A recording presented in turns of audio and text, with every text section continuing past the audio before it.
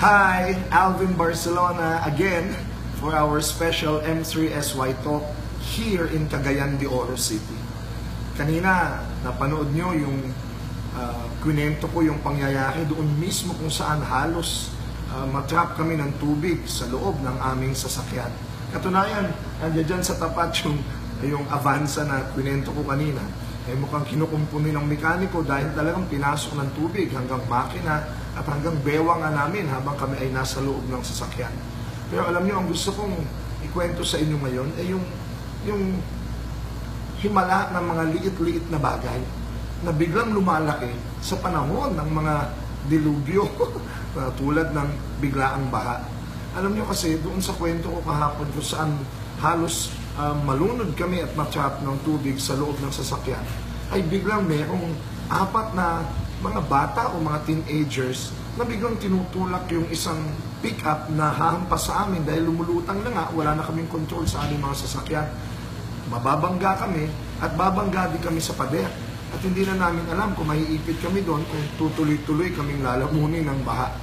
Pero yung apat na batang yon, tinulak kami hanggang sa kami ay mailigtas sa mas mataas na lugar. Alam niyo yung mga batang yon, hindi ko man napasalamatan hindi ko man nakilala. Paano silang mabilis na dumating upang tumulong, mabilis din silang nawala. Iniisip ko sila din mismo ay nanganib ang kanilang buhay.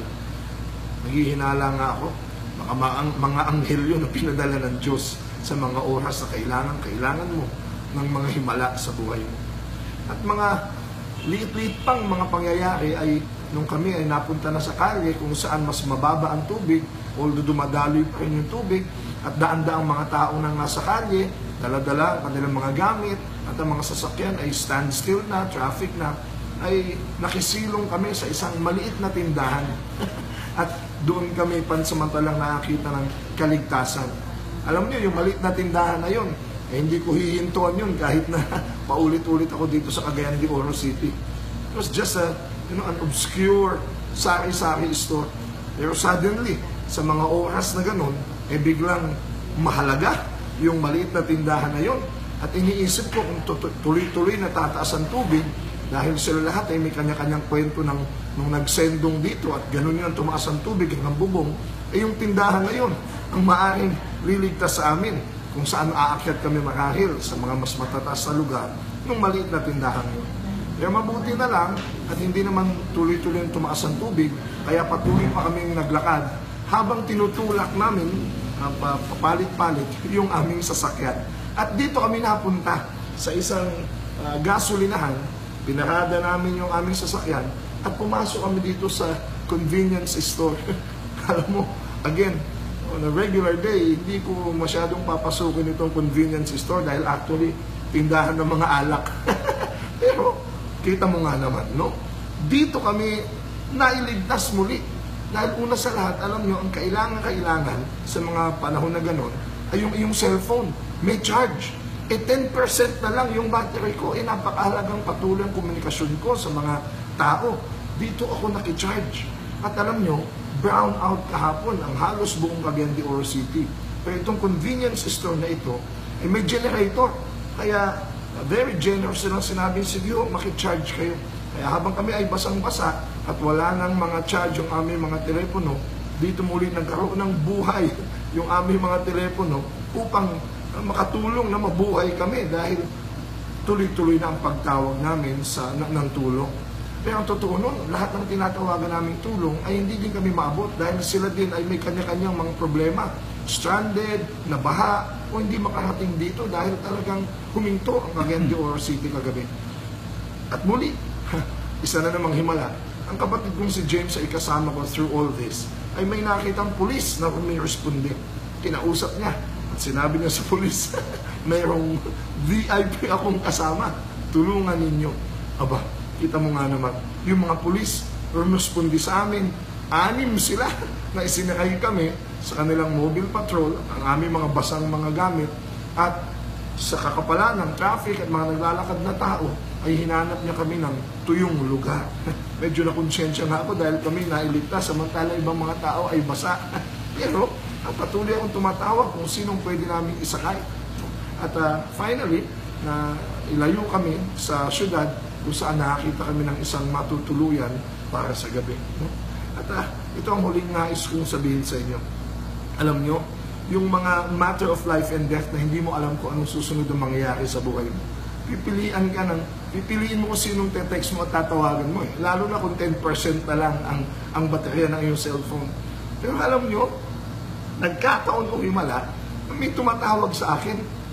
Yung mga panahong pumapasok yung tubig sa aming kotse. Alam niyo kung sino?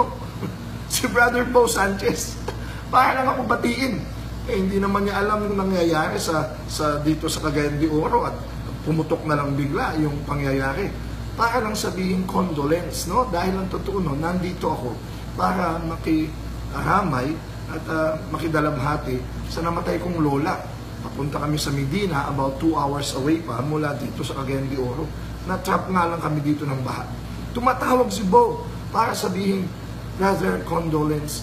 At sinabi ko, Bo, itong pagtawag mo, nasa gitna kami ngayon, naku, maaring ikaw na huli kong kausap. Alam mo si Bo, agad-agad, ay nagbigay ng panalangin at nagbigay ng lakas ng loob.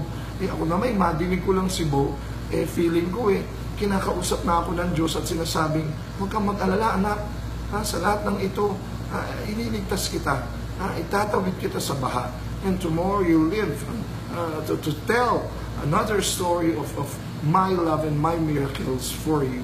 At si Brother Bo na naman ang muling naging tinig doon. Kaya alam nyo kapatid, sa mga pangyayari sa inyong buhay na madalas hindi mo pinapansin yung liit-liit na kaganapan. Mga batang naglalaro sa kalye na maaari iwasan mo pa dahil baka madudungis.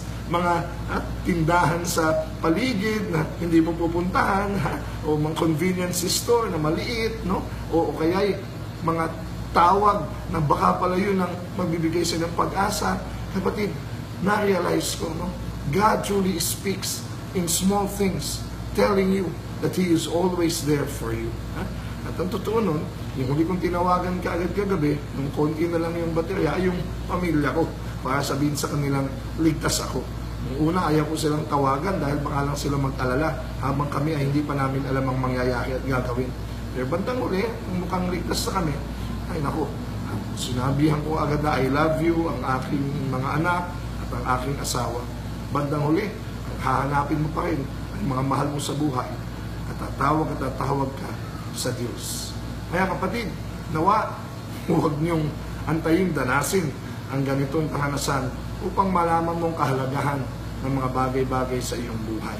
No? At kung ikaw naman ay dumadaan sa ganitong karanasan, kahit dito, sa iyong puso, sa iyong pangyayari na gaganap, huwag sanang makawala sa iyo ang mga lit-lit na bagay dahil malamang diyan nangungusap sa iyo ang Diyos ng kanyang kaligtasan at pag-ibig.